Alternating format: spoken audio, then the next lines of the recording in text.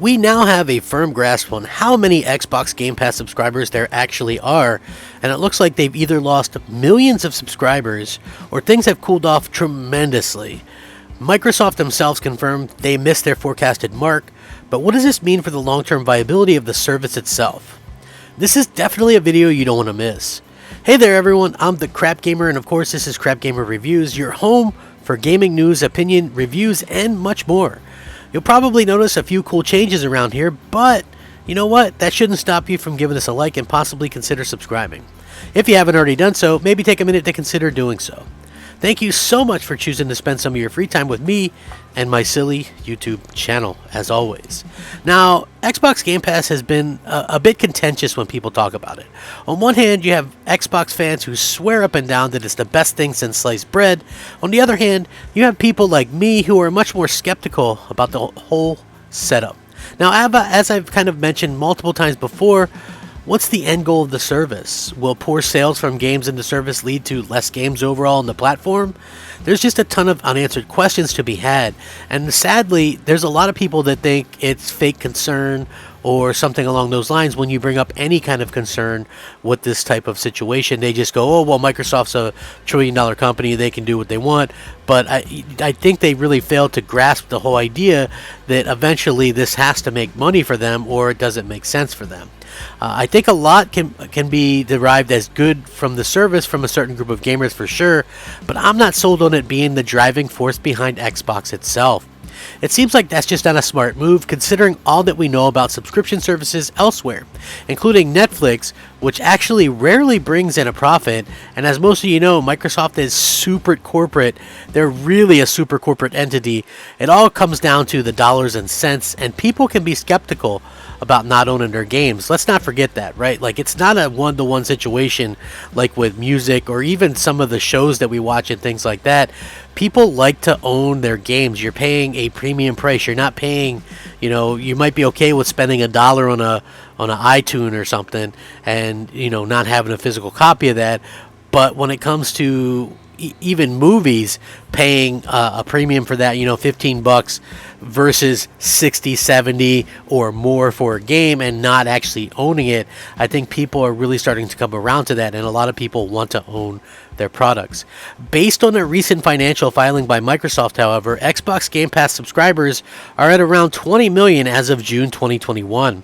Now, what's interesting is I've been talking about Game Pass a lot lately. Last month, Take-Two CEO Strauss Zelnick suggested that around 30 million users were subscribed to Microsoft's gaming subscription service. In response, Xbox boss Phil Spencer referred to the 18 million figure released in January of this year. Since then, various rumors have been floating around regarding Xbox Game Pass subscriber numbers, with some claiming the 30 million is accurate and some stating that Zelnick was clearly mistaken. Phil didn't pitch his own service, which is impressive given that he could have. But you've got around, 30 million Xbox Game Pass subs, right, Phil? Something like that? That was what he said during the Yahoo Finance fireside chat last month. The last public number we announced was 18 million, according to Phil Spencer, and he announced that again 2 days ago through the Wall Street Journal, and I already did a video about that talking about it. Fast forward 1 month and we might have a much more accurate Game Pass number. It should be noted, however, that these numbers are already several months old, and obviously numbers have changed since then. But I'm going to tell you why they haven't changed that much in a second. Earlier this week, Microsoft released a new financial filing ahead of the company's 2021 annual shareholders meeting, which will take place next month on November 30th. Interestingly, the filings contain growth numbers for Xbox Game Pass, and based on these numbers, subscribers grew by 37% compared to last year. But despite the annual growth, this is below the target that Microsoft set for this year. The target was 48%. Going by the growth numbers, reputable industry analyst Daniel Ahmed, or Z Huge as he's known, estimates that Game Pass subs were around 20 million as of July of 2021. And I want to get into this in just a second, but the reason why, a lot of people are trying to make it seem like Game Pass would grow a lot since basically July 1st is because, that is a few months ago. But the problem is the rate of growth wasn't high enough. So it's not even in the millions that it would be ahead of that.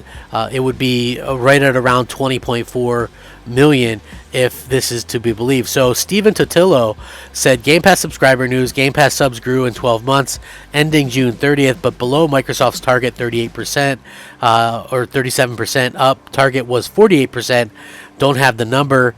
Game Pass subs were added as a pay incentive metric for Microsoft CEO in 2019. Only pure gaming metric is there. Z-Huge states it would be 20 million as of June using year-on-year metrics. Not quite near the 30 million number that Zelnick mentioned, but as said, these numbers are already more than 3 months old and have increased since then. Still, the 30 million a number appears to have been rather optimistic, and it could have just been Zelnick actually maybe taking shots or just kind of busting Phil's balls a little bit.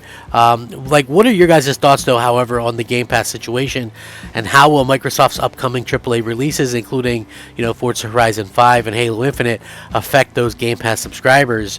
My thoughts are pretty clear on the subject. I think the majority of people who have any interest in Halo Infinite or Forza Horizon 5 are probably long since subscribed to Game Pass in one way or another. 20.4 million subscribers would be the official tally if we use the year-on-year growth metric, which only saw a 2 million increase over a 9-month period, which some might still consider good, but to be honest, Game Pass is still in the gathering phase and pretty cheap to get.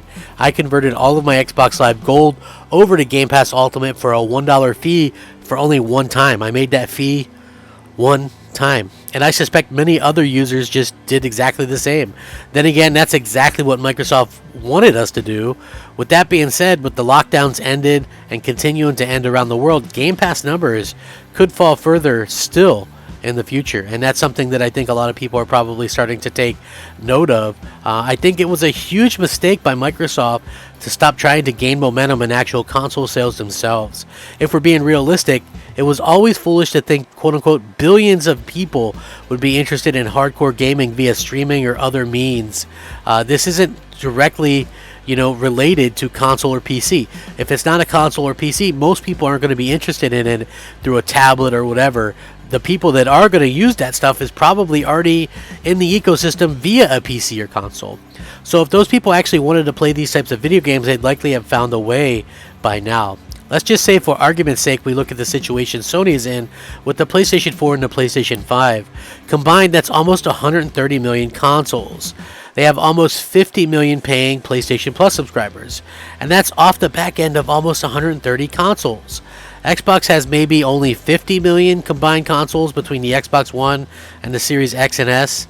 And of course, with the PC crowd, they just don't seem interested in using Windows Store or Windows for gaming in general these days.